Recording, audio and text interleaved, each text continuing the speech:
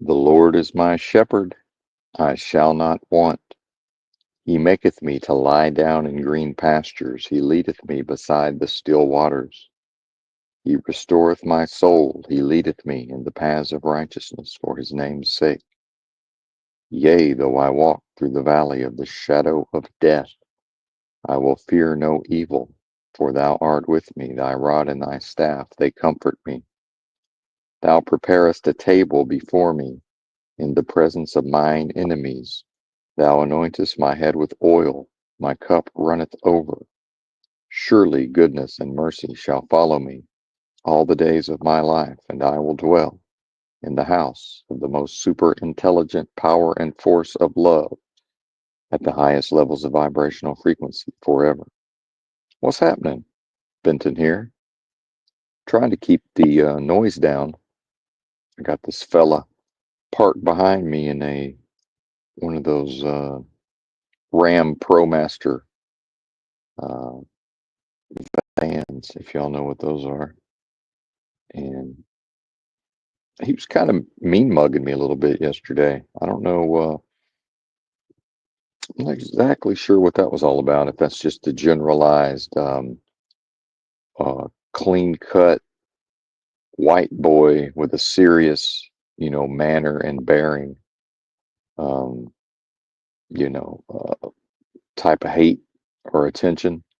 Uh, Yesterday, I started, as I was walking around, I thought about something from a song and I started saying out loud, Public Enemy number one, like pointing my thumb at myself.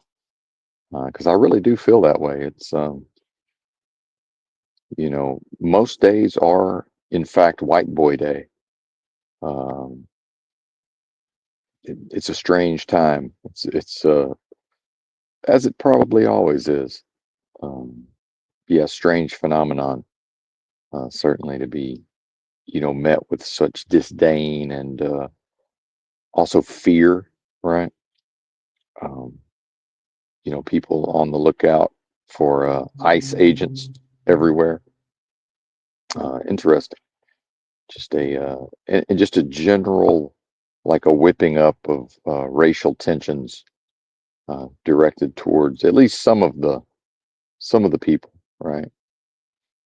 If I was walking around here, like a lot of the folks, a lot of the white guys with the satanic T-shirts and all of the satanic sigil tattoos, well, that couldn't possibly be an ICE agent, right? Meanwhile, in my many years of homelessness, uh, at one point I had a long hair, shoulder length hair, and a long beard, and it changed nothing with the way that if people thought I might be a cop or whatever, no difference. It's really more the race and the body language and the spirit, right? The spirit in general, the authority, right? Supreme authority, and then symbolically also. So all of that's interesting. A little surprised to see a smattering of folks clicking the stream. Perhaps that's a good sign. Generally speaking, um, Saturday morning is perhaps the slowest of the streams, the smallest audience. I'm attempting to keep my voice down. Um, I did get louder than normal on yesterday's stream, and at one point was loudly saying offensive terms potentially. So don't know if this fella took umbrage or not. It's sometimes it's more tone of voice. I don't know that he speaks English. I've heard the guy. I heard someone last night that I think was this same dude speaking in Spanish, but could have been somebody different. Could all be in my imagination. That's certainly possible, but we'll at least attempt to be considerate. So give me a moment. We will ease into this one, if that's all right. Intelligent performance. The title, perhaps the theme of the discourse we shall see. The royal we. Um, Boy, the testosterone was quite high in the early part yesterday. Early part of the day. That was probably part of the reason for the public enemy number one And I really do feel that way, that I'm being treated as if am now in some way lumped into a group. From my perspective, folks, a lot of folks probably would put me in a group of people that they believe would want to do them harm and have them, put into detention facilities and have to leave the country. Meanwhile, I would not, for any amount of money, oppress people. And that's a true statement. I would not sign up for a job and oppress people. This is crazy. It reminds me, in college for a few months, I was a security, what they call a rover. You just more or less, I was a freshman, wander around various dorms with a walkie-talkie. Um, I don't know that I ever reported anybody. Um, I can remember one time, but it was fairly egregious vandalism to a student's vehicle. So yeah, I called that in, not in an attempt to get anybody in trouble, but it's like, hey, let's not vandalize the vehicles, please. It was the Arkansas Razorbacks had won the national championship in basketball. So, in the fracas, somebody jumped onto a car and was like jumping up and down on this car. So I'm like, hey, man, let's probably not do that. Other than that, I wasn't trying to intervene in anybody's day. Um, Also, I think once, maybe twice, we used to have this athletes dorm, and this was the weekend. So the scholarship athletes were sneaking in their girlfriends and side pieces and whoever. And every time they would let one of these ladies in, um, an alarm would go off. So after like the third time of me having to go secure that door and, turn a key to turn the alarm off, I just said, well, fuck it. This is clearly going to be my shift. And I just sat down on the ground, like next to the door. And then, people would pop their head out, scholarship athletes, and then see me sitting there, and then I guess go to a plan B. Eventually, somebody came and talked to me, and I was basically like, look, man, I'm not finna stay here all night, and restart this alarm 100 times. Like, I don't really care what y'all do, but, that's not going to happen. It's funny, Benton's always been this way, the way that he is to some extent. So, yesterday's higher testosterone activities, um, even at the advanced age of 50, still makes some sense. And, if I had that money and if I had scheduled it, yesterday was a morning I would have picked for have the old blood taken. I would like to see what the testosterone levels are at. Of course, that, fluctuates, but just be curious. I'd almost bet money that I could have hit a 800 yesterday, which is high. That's, high testosterone for my age group. Um, and I think it's the bottom of the normal range for like 18 year olds, I think. But that's from memory. It might be 600 something. It's pretty wide range. I have to look that up. Oh no, 800 is the top of the range, I think. Yeah, either way, it doesn't matter. Who cares? Calm down, Benton. Shout out to, I tried to turn the chat on. What I'm discovering is I turned the chat off just from the YouTube, and before the stream started yesterday, I turned the chat off, and I don't think it will let me turn the chat on. Let me see. Yeah, there's no option to turn on the chat. So why can I turn it off, but I can't turn it back on? And I looked through, the studio. It doesn't even, on the studio app, it doesn't even list the upcoming streams that are scheduled.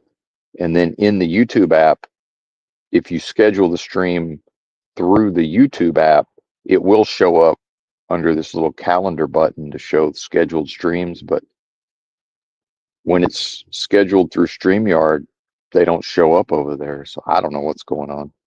It's boomer time with the technology, certainly. And speaking of boomer time, and bear with me while the royal we eases into the spiritual content, but this Anthony Cumia, former shock jock, This guy is born in 1961, and this shows you something about, and it does tie back into Dick Gregory, the late comedian, his assertion that athletes and entertainers are the filthiest people on the planet, he said. And let's not get into a shape debate, but that's he's an old black man. Uh, that's what he said. And, why is Anthony Cumia now trying to pass himself off as Generation X? I found that to be quite bizarre because Gen X started in 65. So he's born in 61. It's boomer time, Mr. Cumia. Um, and apparently he's, for some reason, part of his rationale was comparing himself to his older brother. But it's like, yeah, he's older than you. I don't know. Two boomers, man. Um, it's this notion of trying to remain relevant, young, and hip. And that is one thing about Gen X. They are forever young. But uh, I don't know how much of that has transferred to the boomers. I did notice a strange effect yesterday where, because of how StreamYard operates, I have to be able to see the phone screen because otherwise it may randomly just turn the screen off. And then I'll just be sitting here talking and nobody will be hearing me. But the bright screen in the dark car, when I started my day, my eyesight was real blurry for quite some time. And I knew it would come back eventually, but I know that sitting in the dark with that bright ass screen, uh, I've turned it down as low as it'll go. We'll see what happens today. But yeah, I'm viewing more and more, whatever I do externally, in the realm, the vacuous, delusory, adversarial realm of business transactions. Um, the daily activities, walking around, shopping. What a blessing, to be able to continue to purchase eggs, certainly. Egg prices moving higher again, of course. And maybe get into some so-called economic collapse news as well. Who knows? But what was I saying? Yeah, that it's all a performance, and the well-worn cliches of all the world's a stage, and the people are merely actors, and all of this thing, all of this type of ideas, and especially on the heels again of the unlocking of the achievement of true knowledge of self within the game of lies in the world of death here, or a world of death. Um, you know, Concepts of a personality, Benton, right, an identity, for this realm, separate than the soul or the essence of what I am, what I know myself to be. The real living part, right? The Benton part, the personality, the psychology, well, that all belongs to this place. That's all dead.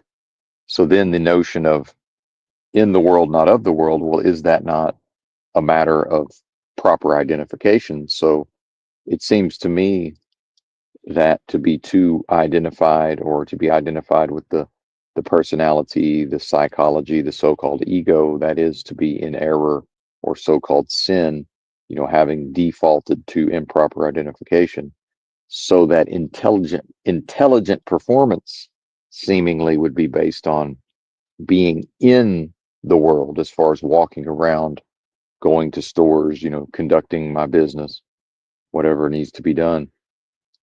Um, Especially in the earlier part of the day before retiring, right, and chilling out and chillaxing. Uh, Homelessness has its benefits at times. It certainly has its drawbacks, but at least at present, there's no guarantee of this continuing, but there's quite a bit of chillaxing going on, certainly. And then, you know, people listening to this, the few, I can't call them the proud, but the few folks who would listen to me, and thank you, how much I do certainly appreciate it. Um, Now I've lost my point, of course. That never happens. Ha ha ha. What was it? How silly. Hmm. Goodness. Proper identification leading to the ultimate point, the larger point, before the asides began, is that that is, in my view, representative of.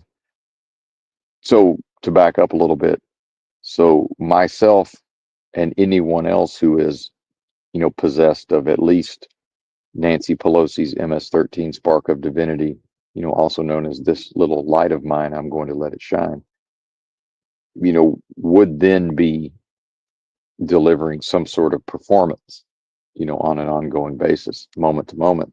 Again, uh, delusory, the delusion, right? The time, space, location, place existing only within delusion, at least with respect to this world. And more and more, I'm viewing the activities of the day as more of a performance than altogether real or even important or um, you know valid, right? Like how much attention, focus, and effort really needs to be put into that.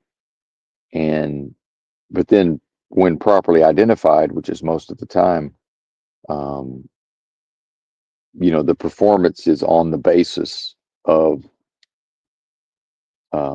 the intelligence, again, the super intelligent power and force of love and creation. And then also people's notions of, well, especially if I think about talking to my mom and telling her a lot of these concepts, and then understanding that she will very likely repeat some of what I've said here to some of my relatives, and of course, necessarily it will be based on her own understanding or lack thereof, also colored by her own, beliefs and views and principles and all of these things, and her own experiences, and spiritual progress or lack thereof, as it may be, having all of those thoughts, um, and being okay with it, that's fine. Um, Even if not okay with it, there's really nothing to be done. And um, losing more points. How strange. I guess I'm not all jacked up on the caffeine and the theobromine yet. I had the first egg drink and half an ounce of 100% dark chocolate, which is high in theobromine. Maybe that'll kick in here shortly. Or maybe this is a lower grade of chocolate, apparently. Maybe there's just less in it. I'm hearing some door slams, so even attempting to create a an inside voice, my voice carries, man. I got this booming voice. It carries, certainly. But hey, there's pros to sleeping in a vehicle, living on the streets, and there's drawbacks, and that applies to the other folks who may be nearby as well.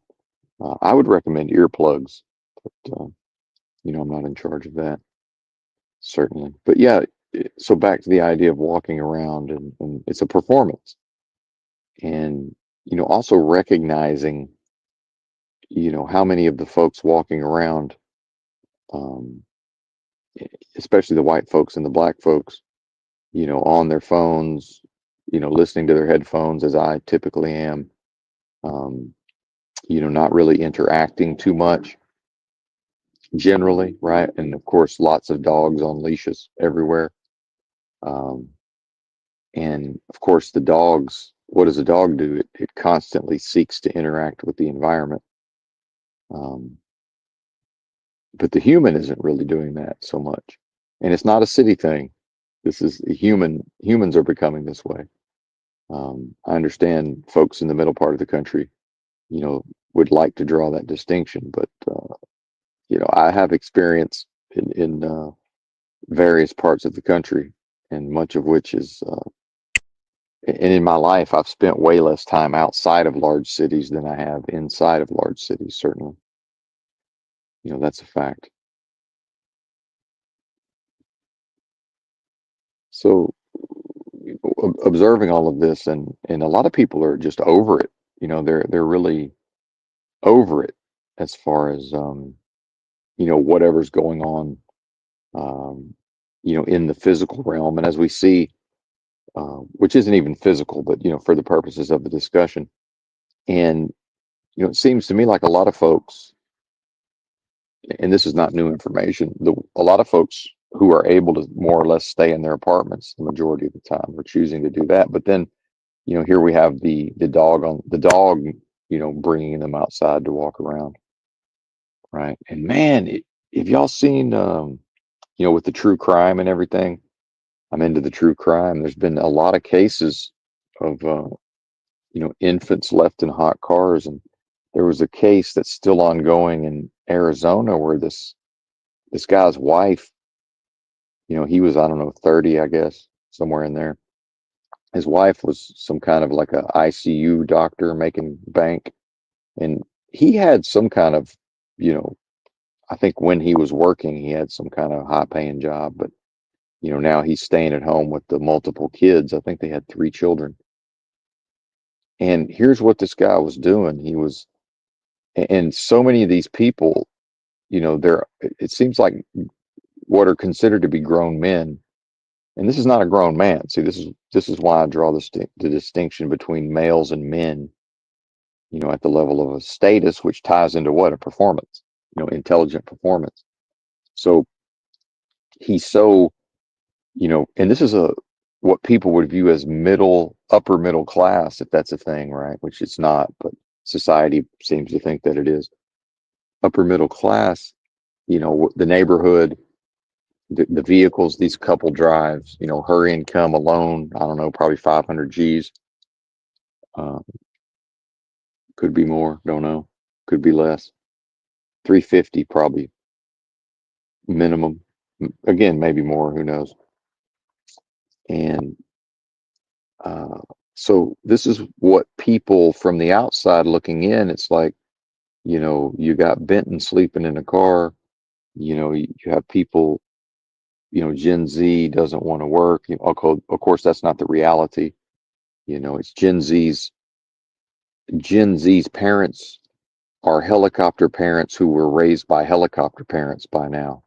This is the third generation helicopter kids, right?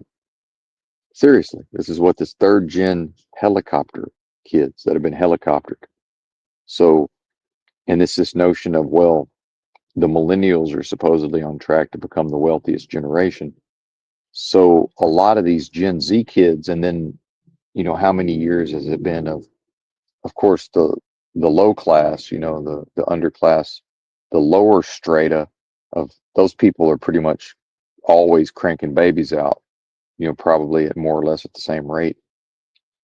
And, some of that is sort of a socioeconomic, imperative. And, historically, the poorer the country, you know, the women would have to have more and more babies because of the infant mortality rate in order to, have some surviving children type shit. So, even in people, again, the myth of the middle class, or even people who, maybe would have wanted children.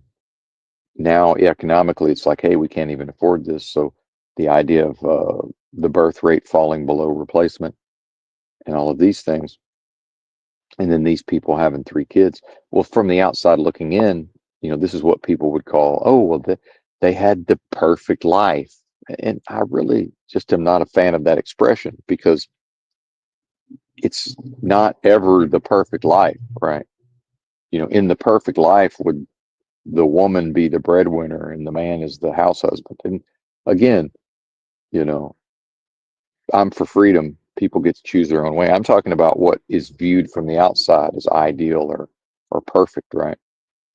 And it does show how society's changed, and women, just generally speaking, they seem to be more amenable to the type of jobs that pay a whole lot of money these days, right? And with some exceptions, but um, seems to be, again, a lot of your doctors at your local hospitals are as likely to be women as they are to be men, maybe even more likely to be women.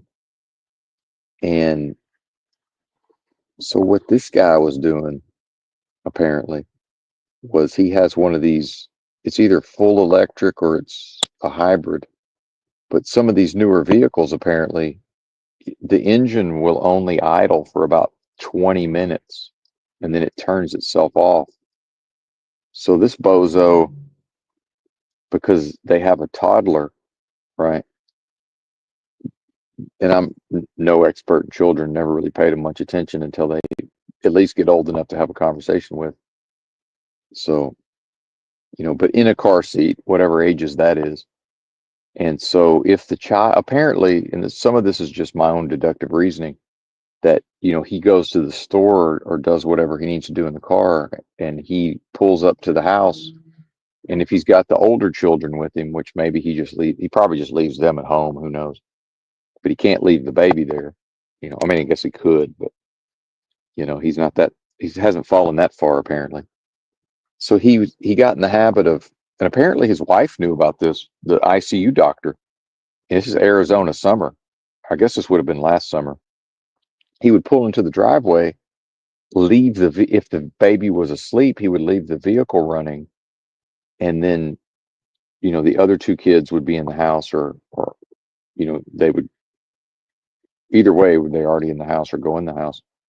And then he would go in the house and apparently just start playing video games with the kids sleeping in the car in the driveway. But he knows apparently that the car is going to turn itself off in 20 minutes.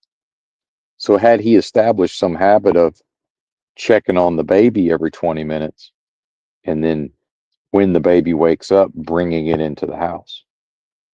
I mean, it makes sense from a, extended adolescence, mommy's off at work, and I'm a latchkey 30-year-old kid from his perspective, and he wants to keep, but who has responsibilities? And, he wants to keep playing this video game. And, at some point, did the game become so engrossing that he just somehow forgot to go check on the kid? Right. And then intoxication, potentially plays a part as well. And, not too hard to figure out what eventually happened. And, between cell phone data and these it doesn't have to be electric, but these newfangled vehicles that more or less have computer systems that log and track pretty much everything. So, if the vehicle idles for 20 minutes, shuts itself off only to be restarted and idle for another 20 minutes, whatever that cycle is, that's logged into a computer somewhere. That's, absolutely retrievable, um, at a data point. And then his phone, the text between him and the wife, location data, apparently. And this is, again, from the outside looking in, people that live on a cul-de-sac in a $500,000 or more home and keeping up, appearances on social media, right? Earlier in the day, and maybe this was where he returned from in the vehicle. Listen to what this guy did, and this is a household income of absolute minimum $250,000. Probably closer to 500, maybe even more. I mean, who knows what he's got going on? He might have some sort of income. So they had him on surveillance at a local, like upscale convenience store. I know that sounds ridiculous, but there is such a thing. And he goes and grabs like a couple of, craft beers or whatever, and just goes into the bathroom and drinks at least one of the beers.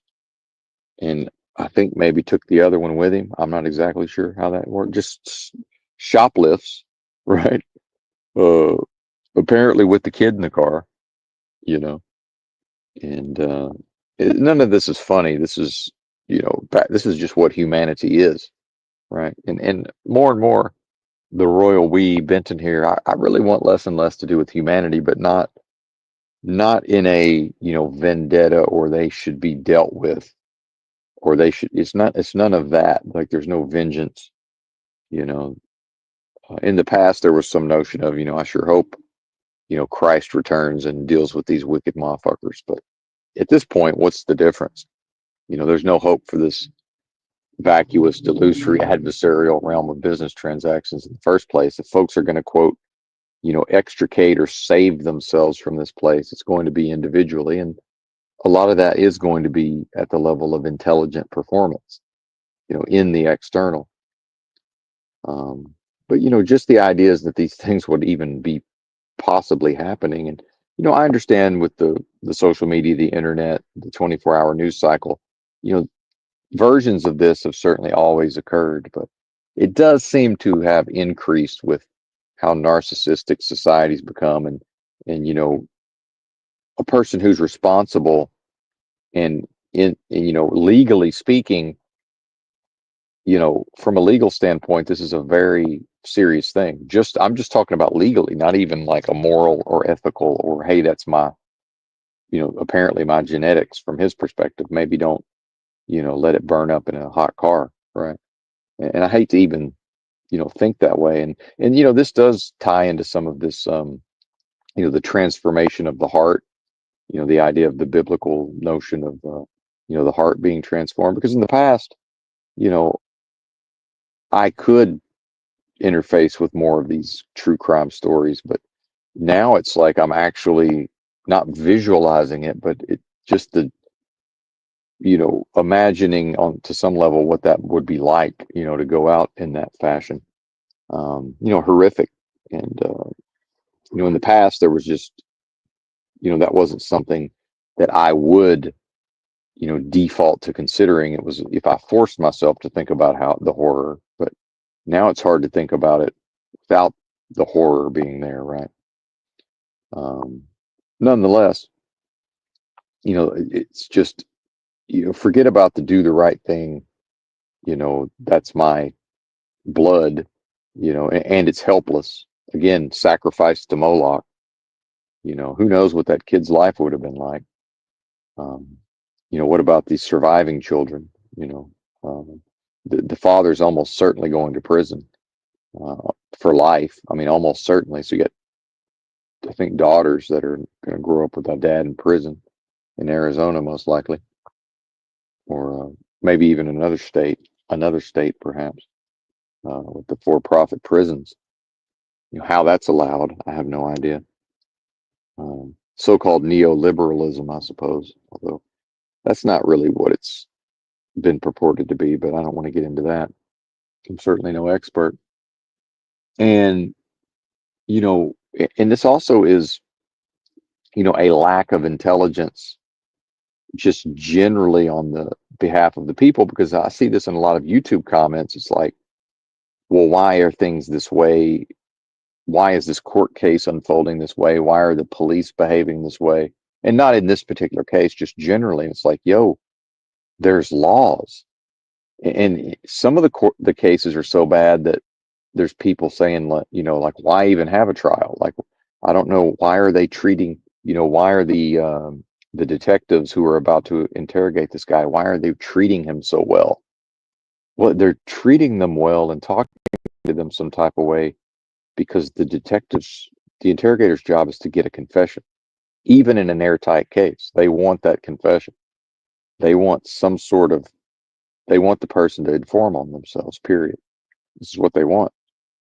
And they're going to get it if at all possible through various tactics and means, But it's this notion of, people are like, just confused as to why there's a legal process in the first place. So when there's a populace and much of the people don't even understand the reason, the expediency, the reason to have a legal process at all.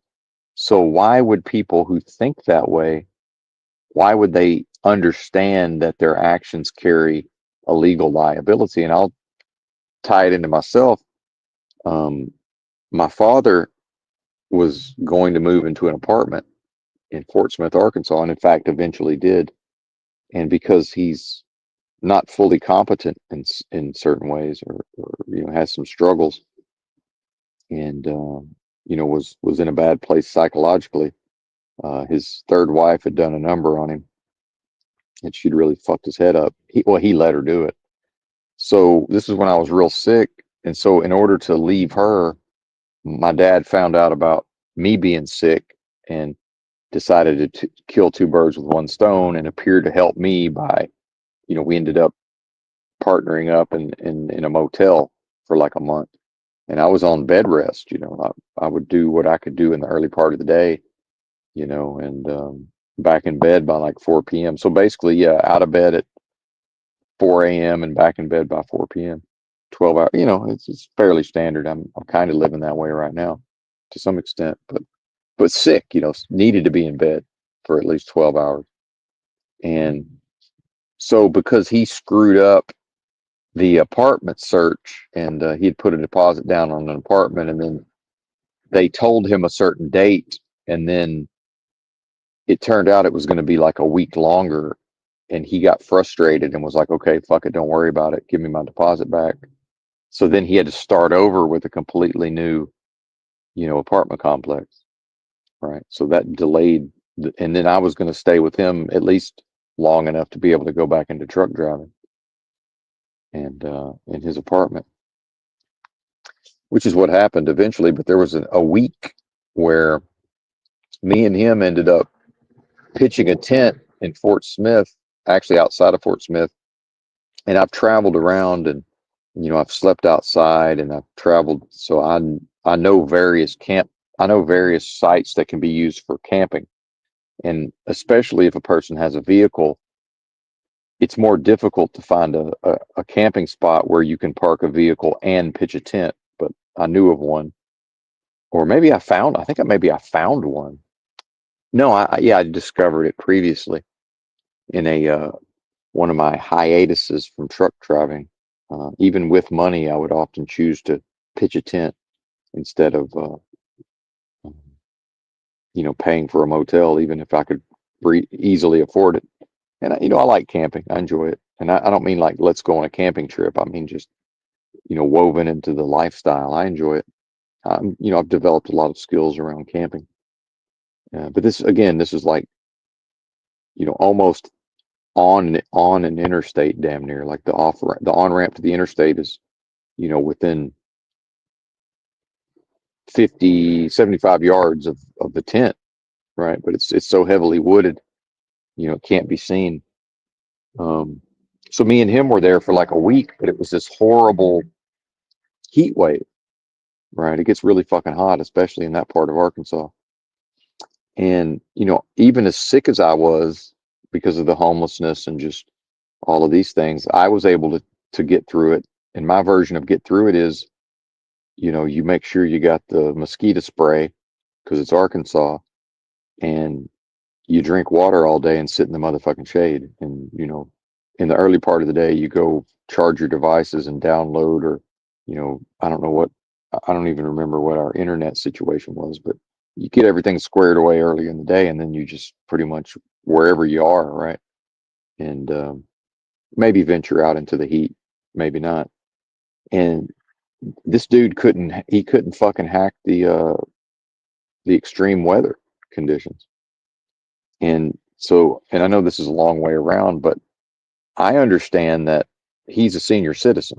So there's laws around so-called elder abuse. So at a certain point, just as a member of a society at a social contract, if he gets into such bad shape that it could end his life, guess who might be legally responsible? That's me. So it was several days of me really having to get ugly with him finally to say, hey man, I don't know where you're going. I'm going to assume it's somewhere that I'm not able to go. And that was his hesitation, was that it blows his cover on, well, I got to go help my son. If part of helping his son is to leave him to his own devices during a fucking heat wave. But yeah, I'm fine. Like I know what to do. It's completely fine. And my main thing was being sick as a dog anyway. It's like, yeah, just got to wait for this heat wave to pass. It's neither here nor there. And I ended up had him drop me off in a different town, and pitched a tent, and then just more or less sat in the shade in a Walmart parking lot all day in Conway, Arkansas. And, flew a sign in the early part of the day to get food money. Worked out well. And wasn't too much longer after that. I was driving a truck anyway. So not everybody holding the sign is going to get drunk or do drugs, but most of them, not all, but yeah, most. And this guy wouldn't even drink water. And this is what it is to be a human. See, most humans will attempt to revert to their preferences, right? And most people have never really taught themselves to properly hydrate, right? Especially boomers and older folks. He was, in his late 60s at the time. He's now 70. And well, actually mid 60s now that I think about it. This has been so long ago. And wouldn't drink water. But I'm sitting there, bugs crawling all over me, just sitting in the shade at our camp with a 1 gallon water jug next to me at all times, right? Drinking 85-degree water, not because it tastes good, not because I want to, because if I don't, I might die, sir. And just, I think by the third day, I just gave up on telling him to drink water. And then at a certain point, I guess my dad is like ultra regular, and he was like, I'm constipated. Like he was just confused, and this was just the most confusing thing that had ever happened. I said, yeah, man, you're not drinking any water. I said, you're drinking your normal amount of water outside all day in a heat wave. What do you think's going to happen? You're dehydrated. Dehydration causes constipation. What's wrong with you? Right. But I'm so sick. I'm just looking at this dude like, and this is, and I feel the irritation and annoyance bubbling up. So improperly identified there for a moment. But, this is what I allow to frustrate me about humanity is it's this notion of common sense. Right. And Benton, an oddball afflicted with the odd manner, right? Independent thinker, you know, what's obvious to me is certainly not what's obvious to other people and vice versa, but it's fairly obvious to me that if a person sits outside all day, even in the shade, and does not increase their water intake by any appreciable measure, that there will be like it's obvious. Yes, there's going to be physical consequences, sir. And the taking for granted of the regularity and such. Maybe don't take that for granted. And then it was like that was the first time he realized that he was outside in a heat wave and needed to drink water. Right. And then his body was apparently craving milk, which apparently I've read up on. It actually is a good thing to drink in such a scenario, although it's counterintuitive. But and we were limited on funds because we have another problem where my father, who may very well be mentally ill, perhaps, he lost all his money speculating on various financial markets, and he technically owes my mother alimony that he's never paid, which it doesn't matter to me. I don't think I think alimony's bullshit in the first place. And so if he does get money, like maybe he has some version of, money coming in from, his dad, his parents, right? You know, and his family in some way. So he won't tell anybody. So when you talk to him back then, it was a never ending cacophony of there's no money, there's no money, there's no money. But every once in a while, it would be like well, maybe we should go to a motel. And I'm like, there's no money, man. Like, what are you talking about? Like, there's either money or there's no money. You've told me there's no money. I'm living in the there's no money world. I'm not now going to go into the world where you have secret money, right? I think we're not doing that. Like, there's just no money. I'm living in the world of no money, which is the easier of the two worlds to live in, right? Because even if magically he can come up with the money for like one night of a motel, it's like, well, I have no idea if there's more money or not. So no, we're living in the world of no money. I know at a certain point he got like $100 out of my sister so we could eat, and his daughter, obviously. Well, actually, that's not even obvious these days. So, uh, hang on, I'm forgetting why I brought all that up. But yeah, back to the elder abuse. Like I knew legally, right, that I can't just sit there. And I also understood that it was affecting his cognition big time. You could tell the heat was boiling his fucking brains, man.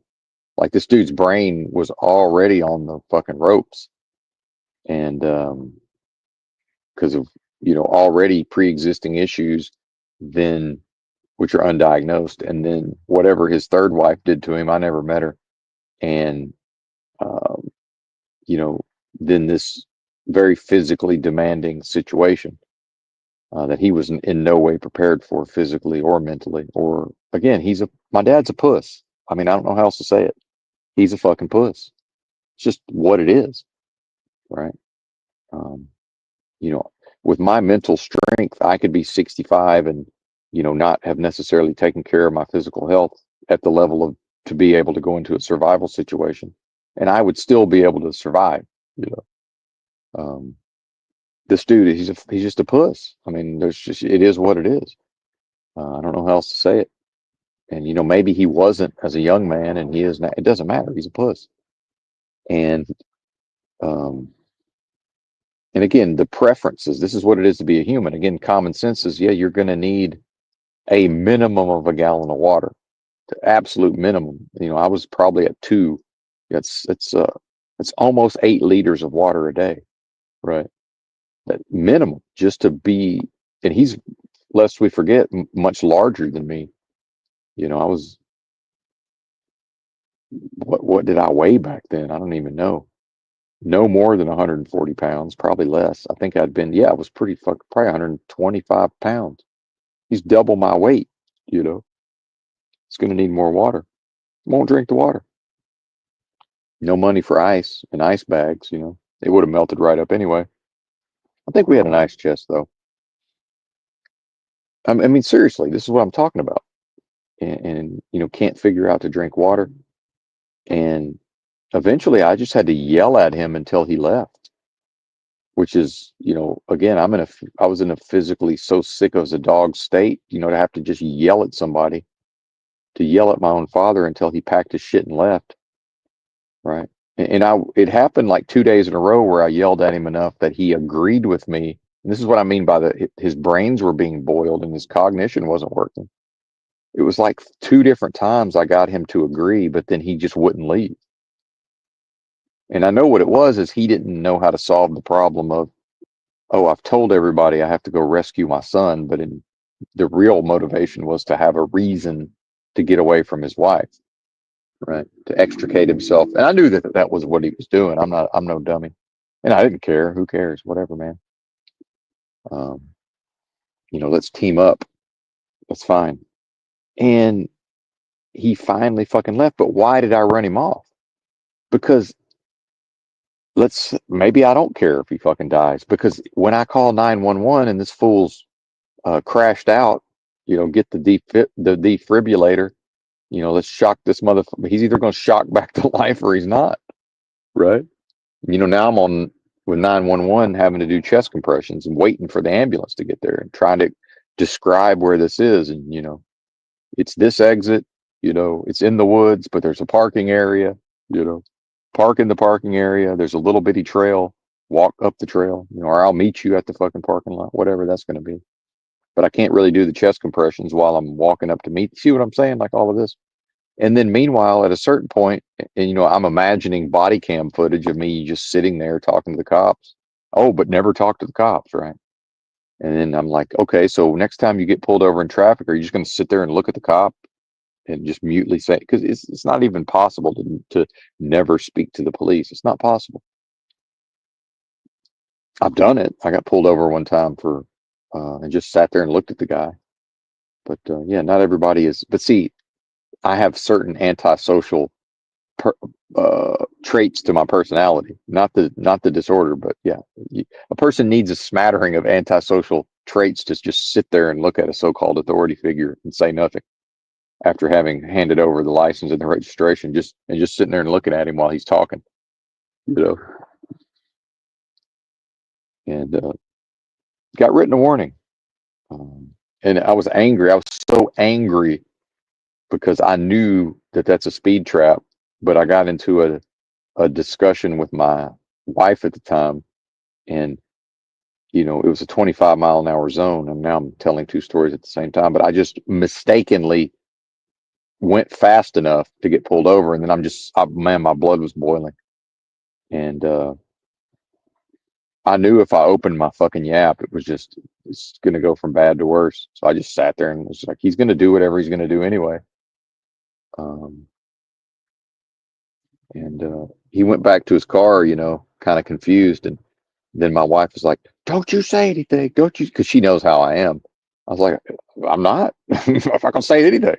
But what she meant was, don't get into it with him at the level of, having a discussion. And he came back and wrote me my warning, and I just more or less, gave the tacit salute and drove off, right? Um, and he could tell something was going on, I'm pretty sure. And, maybe a little bit of marital discontent in that moment, perhaps. Um, listen to this. We were living in an older 2-bedroom, 2-bathroom apartment in Fort Smith, Arkansas, upstairs, which is better for apartments generally, with a little terrace, tiny little terrace, because the wifey she was a smoker, so that was her favorite thing, to sit out there and chain smoke. And $450 a month. Can you believe that shit? Now, it's granted, it's one of the most affordable markets in the country, Fort Smith, Arkansas. $450 a month. And our credit was so bad, we had to use our personalities and our charm to even just beg our way in, because nobody would rent to us. It was very difficult to find anybody to rent to us. We had to talk the lady into it, but she obliged. Only thing I didn't like, it had carpets.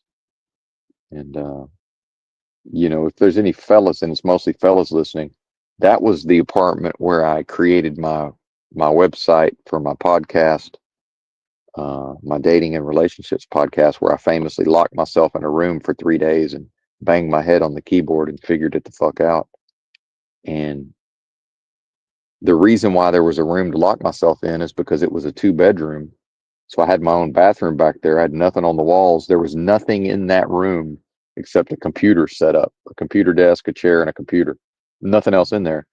And I told her, I said, if I go in that room and shut that door, do not bother me unless it's an actual emergency. And I mean, like, we're going to have to call 911 type emergency. She never knocked on that door once. She left me the fuck alone. Right. This is possible, fellas. It's possible to, and at a certain point, I started having issues and wasn't even working. And we still had this arrangement. Although, if you ever want to know anything about the psychology of a woman, since I wasn't working and she was, anything that happens during her day, frustrations, if she walks through the door and I'm chillaxing on the fucking sofa, well, now all of that frustration and anger, that's my fault, because I'm off, in her mind, she's off at work, and look at this motherfucker. It's just happy fun time on the couch playing with his, watching TV, or what. We didn't have a TV, but whatever he's doing. And probably had multiple computers, so probably had a computer set up in there too, I guess. Don't even really remember. So here's after like once or twice of me, her walking through the door and me getting a load of the look on her face, I knew, okay, I know what that look means. So listen to this shit. And the apartment was completely spick and span. Like, I didn't wash the dishes and clean everything up because she's coming home. I did it because why wouldn't I? Why wouldn't I clean up after myself? So here's what I would do. A few minutes before I knew she'd be home, I'd be standing at the sink, and I'd be washing a dish or two. Meanwhile, the dishes don't need to be done, but I'd have the wash rag, the wet wash rag in my hand. And as the door opened, I'd comically like hold the dish up and be like scrubbing the dish. And that's all she cared about, was that it appeared like I wasn't just hanging out all day. It really had, she didn't care what I was doing. Honestly, she didn't give a fuck. It was, she wants to see a particular thing when she doesn't want to see me chillaxing. Right. And I would just give her a look like, we both know what this is. Right. And everything was fine, you know. Hilarious. She even unannounced brought home of one of her very attractive coworkers after work one day. I'm just like looking at this broad, like I'm like, what are you doing? Like what is this? Yeah, am I being offered up for stud service? Like what's going on? It was very confusing. I mean, well, it wasn't, but a lovely lady, lovely younger one, not younger, but younger than us, like 25, like some hot 25-year-old redhead. Like, what is this, man? A lot of guys are like, what are you complaining about? It's like, well, yeah, yeah, go ahead and let nature take its course and see what that does to the relationship. I don't know because I've never done it. Right. Um, but yeah, that was interesting. In fact, ran into the same chick in a different town, heavy drink in a blackout at some club at 3 in the morning and hit on her, but unsuccessfully. But that's fine. Probably for the best. Yeah, fascinating how these things work. Women, man, uh, I love them. Fantastic. Get to know them, fellas. Get to know the women, warts and all. Embrace the suck. Right. It's impossible to separate the bad from the good. It's either don't have them at all, or accept them as they are. Right. It's really the only way to do that. And that's not advice. I'm just speaking generally. Right. And then it wasn't too much longer after that that I uh, jumped in my little uh, Hyundai hatchback and drove to the West Coast for the first time. I'd technically been to California before, but only briefly. And so back to me and my pops in the woods. Uh, so I had a knowledge of the legal process. So imagining, having to call 911 and this guy's crashed out. Maybe they're going to shock him back to life. Maybe they're not. And then at some point, I'm just like sitting on my log, in the shade, and it's 108 degrees or whatever. And now I'm being asked, well, why didn't you call us earlier? Like, this guy's, we're assuming he's in bad shape. You guys, you can't have more or less, you can't have a 65-year-old in a tent in the woods. Like, it's just, I mean, you can, as long as nothing goes wrong. So at some point, that's how I got him to leave. I said, listen, man, at a certain point, I'm going to be obligated to call the motherfucking authorities, because if you just croak out here, I might be legally liable for that, sir. I might be criminally charged if you die in these woods. So I don't know where you're going, but at this point, I'm going to have to leave if you don't. Basically, like, I can't stay here and watch you fucking flatline. And when you look at people and the mysteries of some of these survival situations, this is why. It's because people just, the common sense is, well, why wouldn't they do this and why wouldn't they do that? I don't know. Why did my dad not drink water, get confused as to why he was dehydrated, and just not be able to understand that his brain wasn't working? And this is something about people. I'm looking at him saying, hey, man, your brain's not working. Well, when somebody's brain's not working, they don't have a frame of reference for their brain not working. It's just like, yeah, bro, your brain's not working right now. So I don't know where you're going. I'm assuming I can't go there, but I said, and he's a ladies' man. Like, he knows enough ladies. Like, there's somewhere he could drive to that they're going to put him up. Right. It's just I can't come with him. And I'm pretty sure I know where he went. It was left unsaid. And then all I did was go pitch a tent in Conway, Arkansas, near the Supercenter. And it's the same town we had the motel in.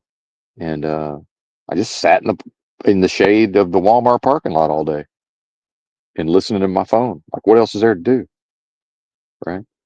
And panhandled early in the day, and ate my little canned back then, I had figured out a minimum of items I could eat, and I was just doing my thing.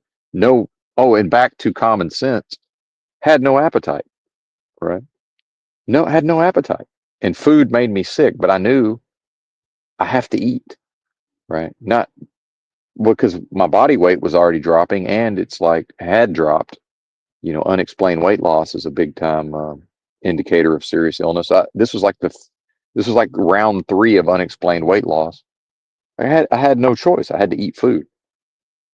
right? No appetite for like a good 9 months. Still made myself eat.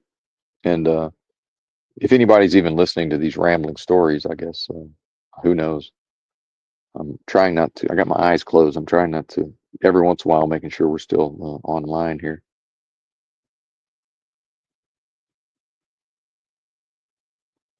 So what is that about people? And then, and this is yet another reason, when I talk about all this internal bootstrapping and individuals must do better, the problem with that is it's like this idea of a revolution or a war and a patriot and everybody will this idea that only a few people will behave in a revolutionary fashion, but then once it seems like it's safe, then more or less everybody else will join them. Whatever that is, I can't. There's a better way to word that, but so in some way, and this is only under the assumption that other individuals will at some point in the future do better, which I don't believe that, but it's possible, right?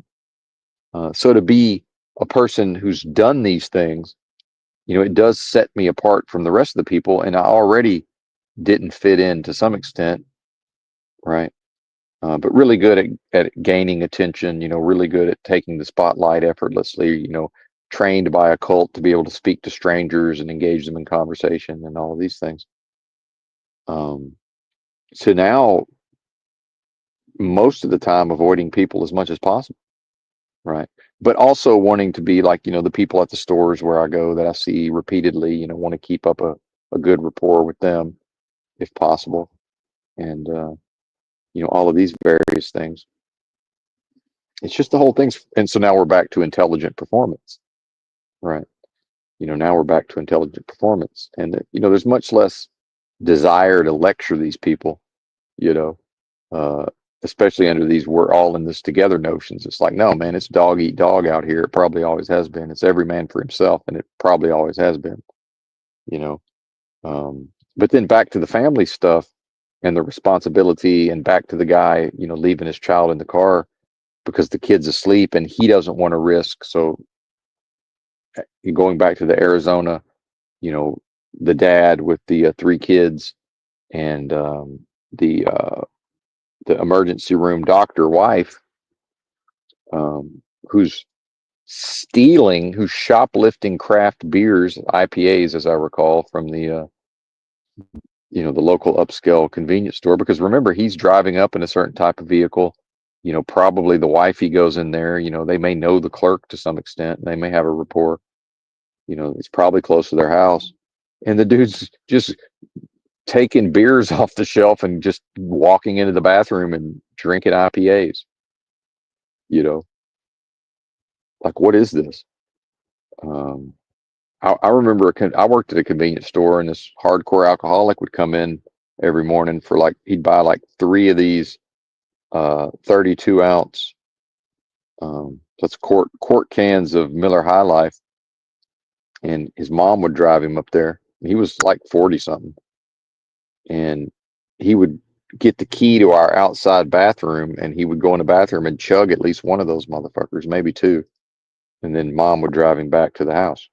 But then he's back a few hours later for three more, right? Type shit. But he, that first morning trip, he has to have one right away, you know.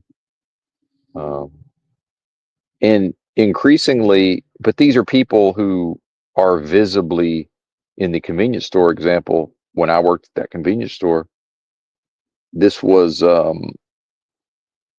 that was our customers. That was the bread and butter. My buddy owned that convenience store, so it's kind of like the manager or whatever, but I didn't, just I'm doing my job. But um, it makes, and then meanwhile, are those people more or less predisposed to, shirking their responsibilities around children? And then, again, this is notion of these aren't even men anymore. Like, they're not even becoming a man. So you can't, where I'm from, in order to, everybody was forced to pass from boyhood to manhood. And a big part of that was a man, his responsibilities are always one of the largest priorities. So in this conversation with my mom, she's delusional around this notion of like my dad loves us and all of this, which he doesn't. I don't think he's capable of it. But she likes to weave that in, and then her defense of him is always that he went to work, he had a business, he provided a living. And my thing is always he had a lot of, my dad like revered his father. So while my father was alive, there's simply no version of my dad not living up to his responsibilities. It's impossible. So the fact that my father earned a good living, provided a proper home, we weren't given what we wanted. We were given, but we had everything we needed growing up. He wasn't, other than them yelling at each other, he wasn't abusive or anything. Um, not well. He didn't abuse my mom, I guess is the best way to put that. Uh, and the kids, we were only abused by being made to participate in a cult, and that's by default, that's child abuse. I mean, it really is. But I don't think they understood it that way. And criminally, it's not, but it certainly is. Um, but that's neither here nor there. So he checked all the boxes of what he was taught to check. Well, he doesn't get credit for that as if that means he loves us, right? The only way to know would he have done those things out of love would be to remove and his father to him represented strong authority, and the the local community represented strong authority. Like, this is what a man does. This is what it looks like to be a man. Well, what does that have to do with, what's love got to do with any of that, Tina Turner? Ike and Tina, what's love got to do with that? Nothing. It doesn't have anything to do with it. Yeah, I'm grateful and thankful that to have a stable upbringing, at least in those ways. But that does not confer love into the situation. Simply doesn't. Which is fine. But why am I not able at the age of 50 to just say, yeah, he's not, I don't think he knows what love is. He's not capable of it. He don't love us. Okay. I mean, isn't that better to deal with it on those terms than to try to make it into something that it's not, which is what my mom likes to do. Meanwhile, she still says things like, she used to have real bad fibromyalgia, and she said most of it cleared up when me and your dad split up. And I'm almost certain that she dislikes me more than she dislikes him, right? And there's something with mothers and their sons, especially, like, I look a lot like him. We have a lot of the same mannerisms and facial expressions. And now it was after she almost died from the Delta, but there was a time when I couldn't even really be around her because just, I could have a stern look on my face and she'd just like burst into tears. But then I'd be gone truck driving and I'd come back and she was like, "Oh yeah, your dad came to visit," because his grandson lives up there or whatever. And you could tell they got along, man. And it's like she fucking hates my guts on some level because, I'm somehow all his negative traits got projected onto me somehow. And as I'm aging, see, I'm just now figured out this piece of the puzzle because was 65 or 70 or whatever. He doesn't look like, see, I look like he looked when he did a lot of damage to her, when she let him do a lot of damage. That's what it is. I then became the age when she was having maximum resentment towards him. Meanwhile, he's aged out of that. And as I describe these things and uncover more and more of this, who would want to have anything to do with this? Who would want to live this way? I mean, honestly.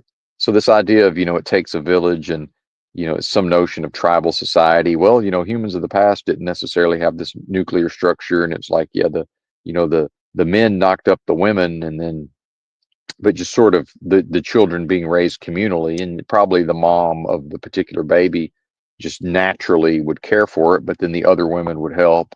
But it wasn't necessarily, and then the dad would just know who his children were. He would be able to tell. Apparently science has proven that men are able to scan a group of people and very accurately determine like which one is their genetic offspring. just like a man can very quickly find the women who may be the most fertile when they look at a group. Isn't that interesting? A lot of that's you know, waist to hip ratio and such.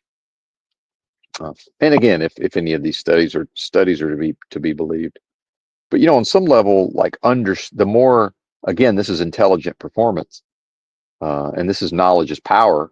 But this is why they say ignorance is bliss. You know, maybe some of this I would prefer not to know, but then there is power in understanding a lot of these things. You know, certainly there is power in that. Um, so yeah, and just it's interesting to, you know, I did start going gray a little earlier than him, but not that much earlier. He certainly had a lot of gray by 50, you know, at my age. So yeah, and how old was he when they split up? Yeah, he's about 45. So yeah, that's about the age I was back then. And again, people are like, oh, it's common sense. When I hear common sense, that means obvious. Well, yeah, but it's not obvious. It's so close I couldn't see it. It's because I was the age that he was when they really couldn't fucking stand the sight of each other. But now he's looks different. So to her, it doesn't, when he's around her, the negative feelings are actually more connected to his physical appearance and facial expressions at the time they weren't getting along, and they never really got along overall, but when they really weren't getting along, which surprise, surprise, was because he was having an affair that, you know, was discovered. It was around the time she discovered he was having an affair, right? Uh, I'm going to tell her that next time I talk to her. I'm calling her out on that and say, listen, that's bullshit. You got to knock that off. We shouldn't have to do anything, but um, that's crazy. I mean, it's crazy. I mean, it really is. And then back to the idea of individuals doing better. You know, if if my only motivation for having a relationship with my mom in the first place is, you know, to be a good son and honor thy father and thy mother type shit, and I'm putting out in effort and I'm forgiving transgressions as I'm able, why can't she just get the fuck over it? You know, hey, do better, lady, right? Just do better. I understand you may start thinking about the horrible shit, and it's not even that horrible, you know, considered to what the range of possibilities are. But from her, it's like, look, yeah, I understand my dad did horrible shit to you from your perspective. I'm not involved in that, lady. I got two ex-wives. Go talk to them and find out what their opinion is of me. I'm pretty sure it's better than what you think of him. So I don't know what to tell you, right? I'm pretty sure you could talk to either one of them at least one of the two on Facebook. Probably still is. And that's another thing, fellas. You get to learn what it is to be a woman.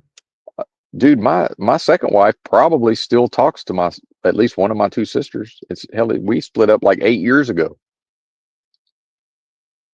You know, coming up on 10 years that we haven't even been in a relationship.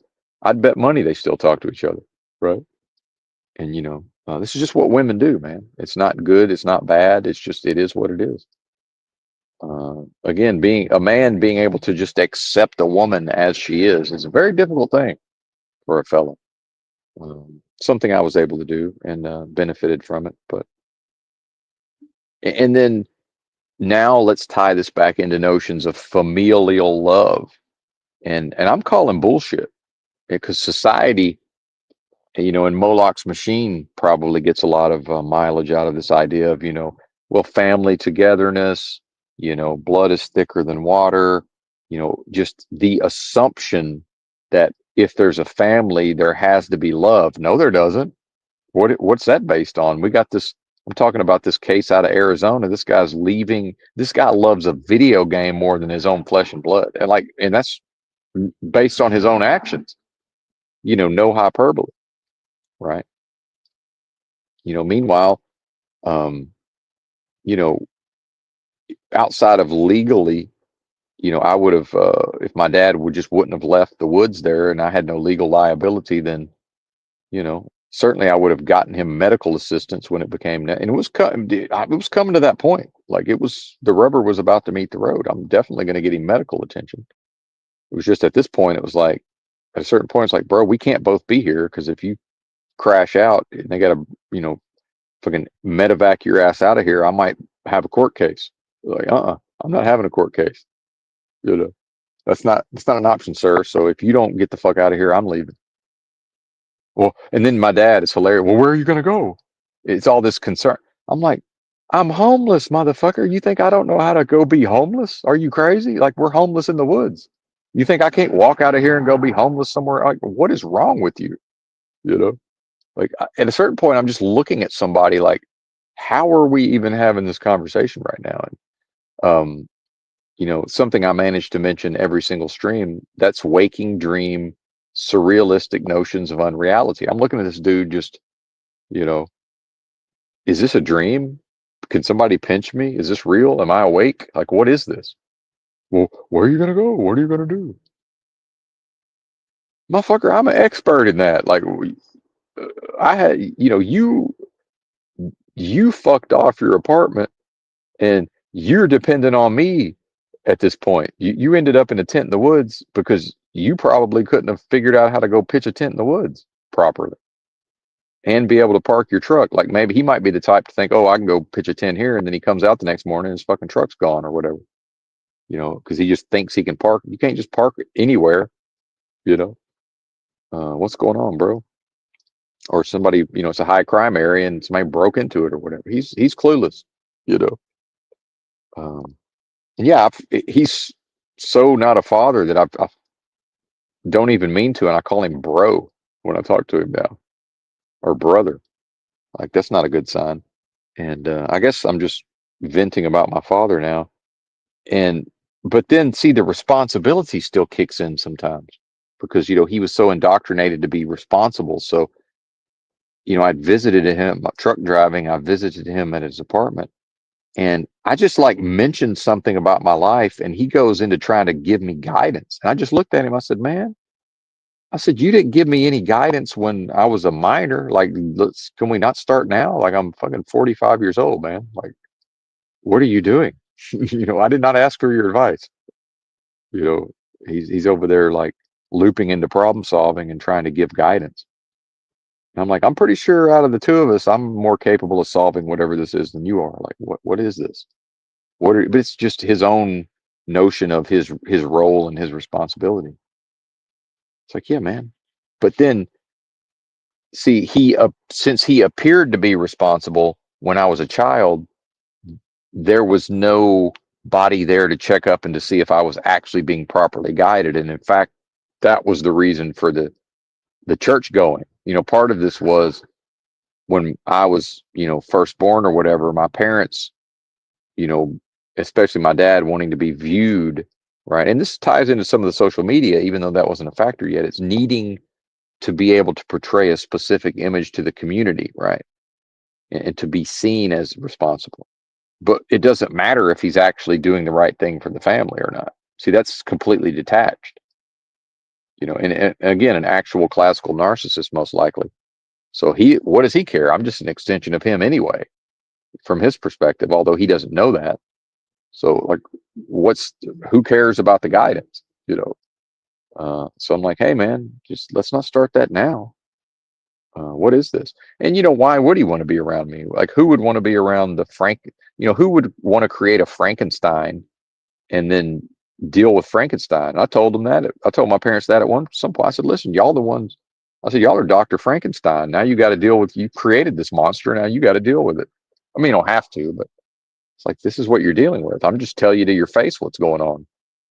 And my sisters are the same way. Well, especially the middle one, not the baby, not quite so much. She's a little more, wait till she gets mad and just sort of, you know, have a freak out. But